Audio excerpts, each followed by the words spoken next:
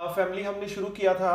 अब हम उसको आगे कंटिन्यू करते हैं। आगे आता है हमारा next topic, chemical reactivity of halogens. अब हैलोजेंस के बारे में ये कहा जाता है कि हैलोजेंस एक्चुअल में रिएक्ट किसके साथ कर रहे हैं। तो हैलोजेंस एक्चुअल में सबसे पहले रिएक्ट करते हैं हाइड्रोजन के साथ। हाइड्रोजन के साथ जब वो रिएक्ट करते हैं तो they form hydrogen halides like HF, HCl, HBr, HI। Second, जब हैलोजेंस ऑक्सीजन के साथ रिएक्ट करते हैं तो they form halogen oxides OF2, O2F2, Cl2O, Cl2O7, I2O5, Br2O5 और भी कई सारे हमारे पास ऑक्साइड्स हैं। इसमें OF2 और O2F2 एक्चुअल में फ्लोराइड्स हैं एक्चुअल में। तो वो ऑक्साइड्स नहीं माने जाते, वो फ्लोराइड्स माने जाते हैं। तीसरा, जब ये मेटल्स के साथ रिएक्ट करते हैं तो दे फॉर्म मेटल हैलाइड्स जैसे SnCl2, PbCl2 एटसेट्रा। और फोर्थ, हमारे पास हैलोजेंस हैं। जब हैलोजन खुद हैलोजन के साथ रिएक्ट करता है तो इटसेल्फ, तो ये बनाते हैं inter halogen compounds. Very very important inter halogen compound, और ये चारों के बारे में हम आगे डिस्कस करेंगे। तो सबसे पहले हम शुरू करते हैं रिएक्टिविटी टुवर्ड्स हाइड्रोजन के बारे में।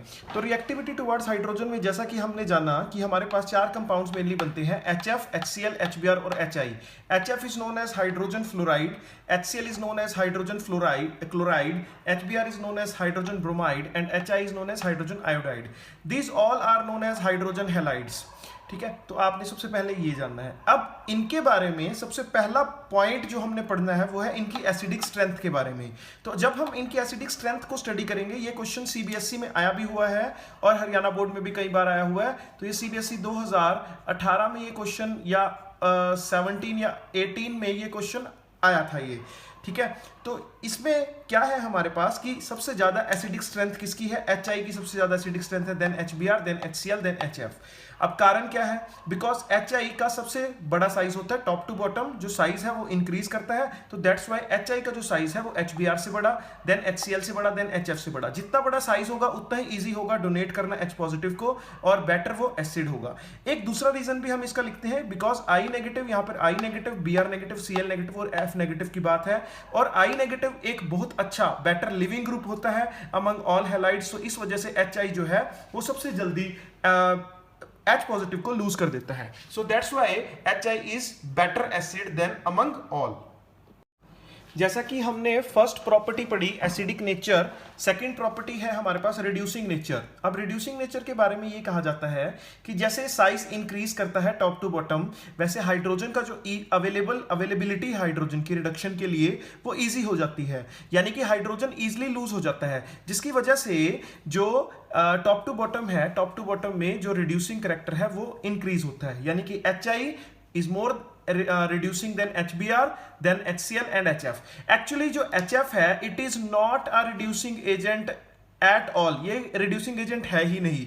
और HCl है it is a very very weak reducing agent, ये बहुत weak reducing agent है। तो reducing agent के लिए सबसे important क्या है कि size increase जैसे किया टॉप टू बॉटम, तो वैसे हाइड्रोजन का रिमूवल easy हो गया।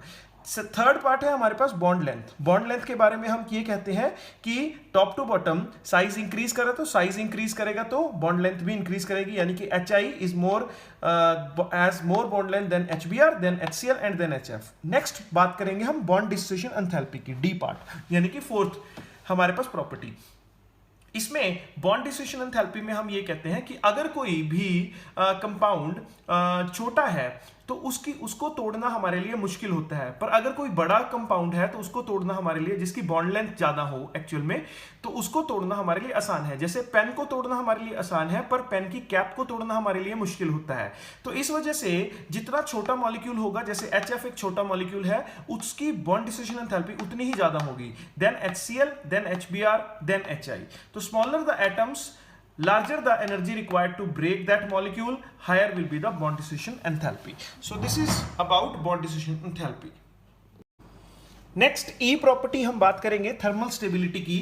तो थर्मल स्टेबिलिटी का हमारे पास ये कंसेप्ट है कि जब भी मॉलिक्यूल को हम थर्मली उसको डिकम्पोज करना चाहें तो जितने स्ट्रॉन्ग बॉन्ड्स उसके अंदर होंगे उतना ही वो देर में डिकम्पोज होगा, यानी कि उतना ही वो ज्यादा थर्मल स्टेबल होगा।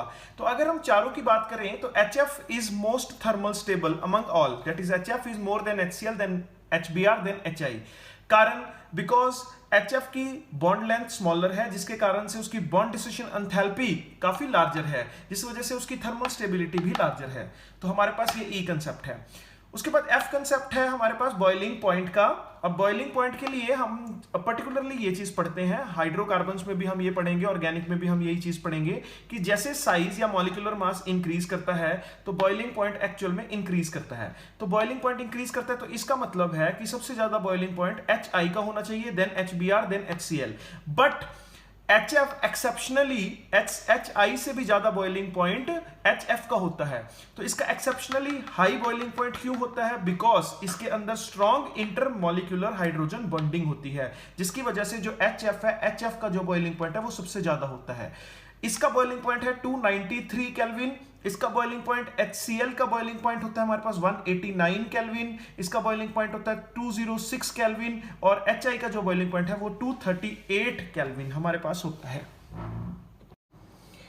तो नेक्स्ट है हमारे पास, हम बात करेंगे इसकी सेकंड प्रॉपर्टी की, that is reactivity towards oxygen, यानी कि हैलोजन रिएक्ट कैसे करते हैं ऑक्सीजन के साथ। तो हैलोजन जो है, हैलोजन जब ऑक्सीजन के साथ रिएक्ट करते हैं तो most of the oxides are unstable. Actually बहुत सारे ऑक्साइड्स बनाते हैं ये, but most of them are unstable actually oxides.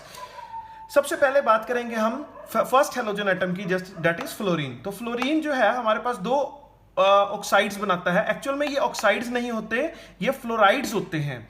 तो ये दो फ्लोराइड्स बनाता है, एक OF2 और एक O2F2। इसमें ऑक्सीजन जो है जिसकी ऑक्सीडेशन स्टेट कॉमनली -2 रहती है, यानी कि माइनस में रहती है, उसकी ऑक्सीडेशन स्टेट OF2 में +2 है और O2F2 में +1 है। तो मैंने यहां लिखा हुआ है कि these are not oxides actually, but these are oxygen fluorides.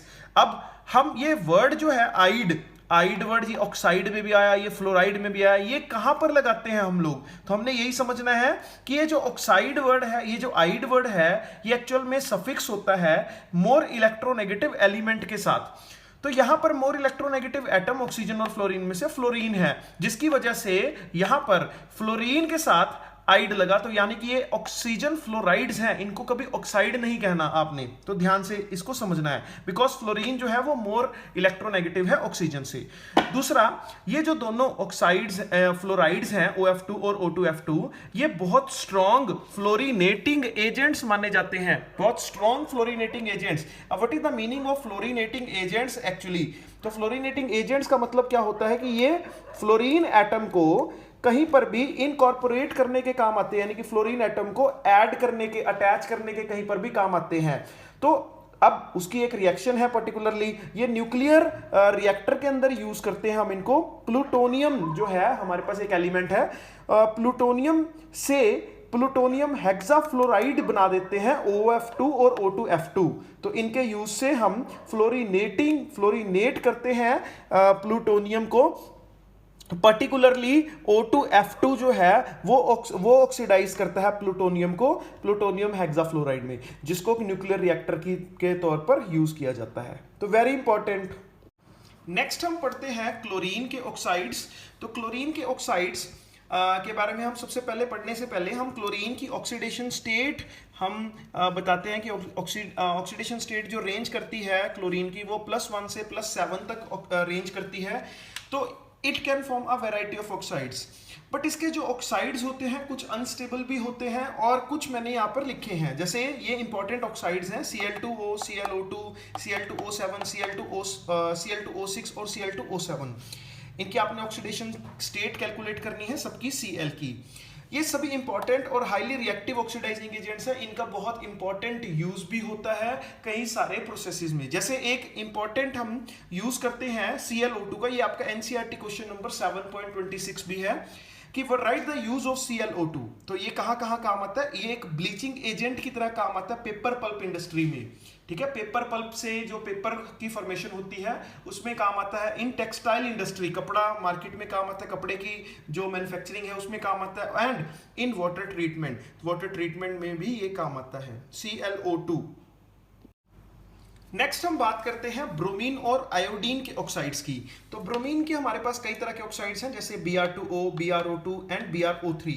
ये ऑक्साइड्स जो ब्रोमीन के हैं वो अमंग ऑल यानी कि फ्लोरीन हो, क्लोरीन हो, ब्रोमीन हो, आयोडीन, सब में से सबसे कम स्टेबल हैलोजन ऑक्साइड्स माने जाते हैं। इसका रीजन कहा गया है मिडल रो एनोमली। एक्चुअल में ब्रोमीन मिडल रो में प्रेजेंट होता है, मिडल में प्रेजेंट होता है, तो इस वजह से इसके अंदर कुछ एनोमली प्रेजेंट पाई जाती है, जिसकी वजह से these are least stable halogen oxides. ये सिर्फ और सिर्फ एग्जिस्ट करते हैं लो टेम्परेचर्स पे, but they are very powerful oxidising agents. ठीक है, तो इनकी पावर बहुत ज्यादा है ऑक्सीडाइज करने की, so they are powerful oxidising agents, they are considered to B.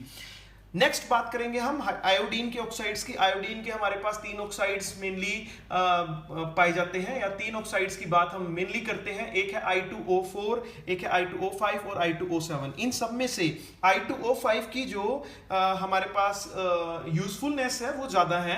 It is because it is a very good oxidising agent and it is used in the estimation of carbon monoxide. एक process है estimation of carbon monoxide, उसमें हम I2O5 का use करते हैं। Next topic पे चलते हैं हमारे रिएक्टिविटी विद मेटल्स, यानी कि जो हैलोजन्स हैं वो मेटल के साथ कैसे रिएक्ट करते हैं। तो हैलोजन जब मेटल के साथ रिएक्ट करता है तो इट फॉर्म मेटल हैलाइड। तो मेटल एक्चुअल में लूज करता है इलेक्ट्रॉन और हैलोजन गेन करता है इलेक्ट्रॉन। हमने बहुत सारे मेटल हैलाइड्स पहले भी पढ़ रखे हैं, जैसे NaCl हमारा हम कॉमनली 6-7 से पढ़ना स्टार्ट कर देते हैं, या MgCl2 या AlCl3। ये एक मेटल है, ये हैलोजन है। तो यहां पर मेटल हमेशा इलेक्ट्रॉन लूज करता है और हैलोजन हमेशा इलेक्ट्रॉन गेन करता है।